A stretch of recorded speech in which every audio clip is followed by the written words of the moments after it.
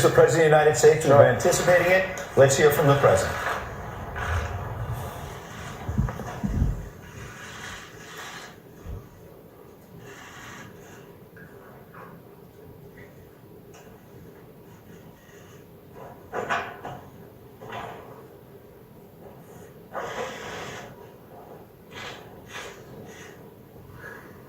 Last night, the United States brought the world's #1 terrorist leader to justice.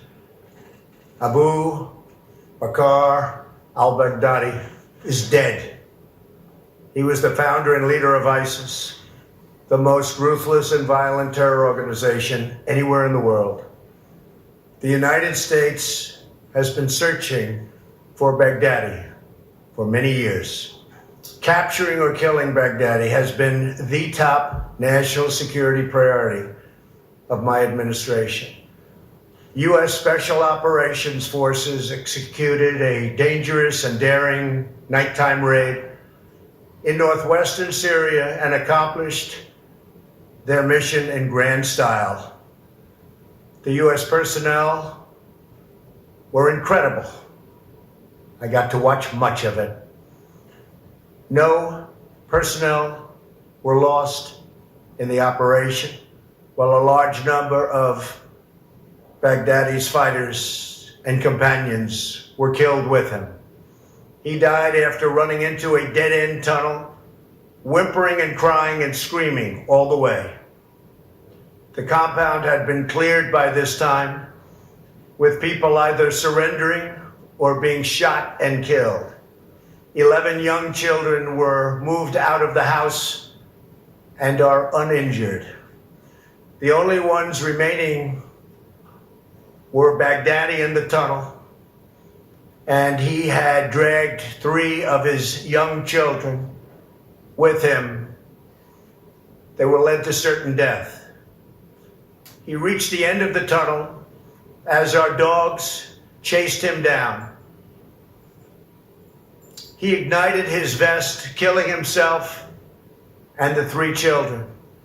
His body was mutilated by the blast. The tunnel had caved in on it in addition. But test results gave certain, immediate, and totally positive identification. It was him. The thug who tried so hard to intimidate others spent his last moments in utter fear, in total panic and dread, terrified of the American forces bearing down on him. We were in the compound for approximately 2 hours, and after the mission was accomplished, we took highly sensitive material and information from the raid, much having to do with ISIS, origins, future plans, things that we very much want. Baghdadi's demise demonstrates America's relentless pursuit of terrorist leaders and our commitment to the enduring and total defeat of ISIS and other terrorist organizations. Our reach is very long. As you know, last month we announced that we recently killed Hamza bin Laden, the very violent son of Osama bin Laden, who was saying very bad things about people, about our country, about the world. He was the heir apparent to Al-Qaeda. Terrorists who oppress and murder innocent people should never sleep soundly, knowing that we will completely destroy them. These savage monsters will not escape their fate, and they will not escape the final judgment of God. Baghdadi has been on the run for many years, long before I took office. But at my direction, as Commander-in-Chief of the United States, we obliterated his caliphate 100% in March of this year. Today's events are another reminder that we will continue to pursue the remaining ISIS terrorists to their brutal end. That also goes for other terrorist organizations. They are likewise in our sights. Baghdadi and the losers who worked for him, and losers they are. They had no idea what they were getting into. In some cases, they were very frightened puppies. In other cases, they were hardcore killers. But they killed many, many people.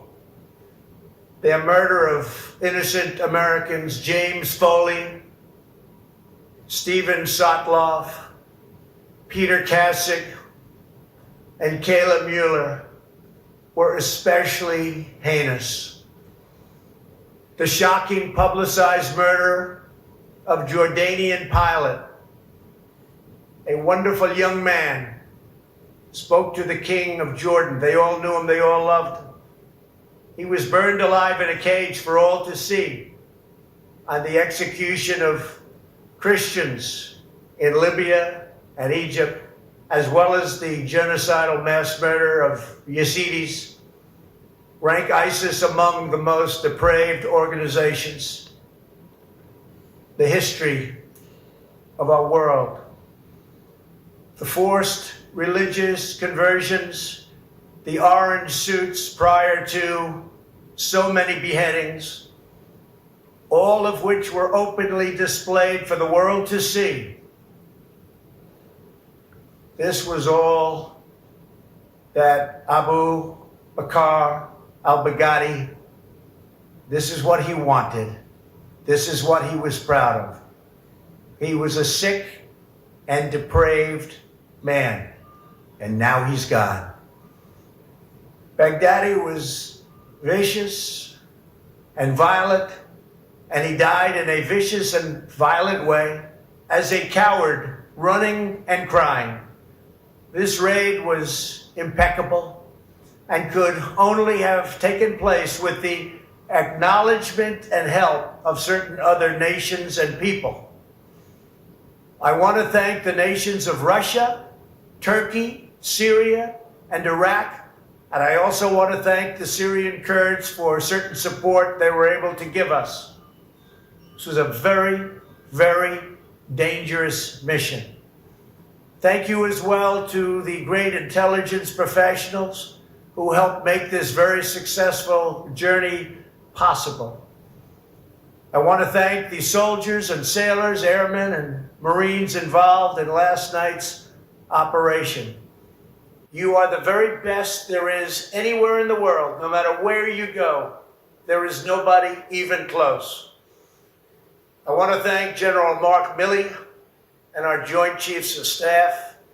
And I also want to thank our professionals who work in other agencies of the United States government and were critical to the mission's unbelievable success. Last night was a great night for the United States and for the world. A brutal killer, one who has caused so much hardship and death, has violently been eliminated. He will never again harm another innocent man, woman, or child. He died like a dog. He died like a coward. The world is now a much safer place. God bless America. Thank you.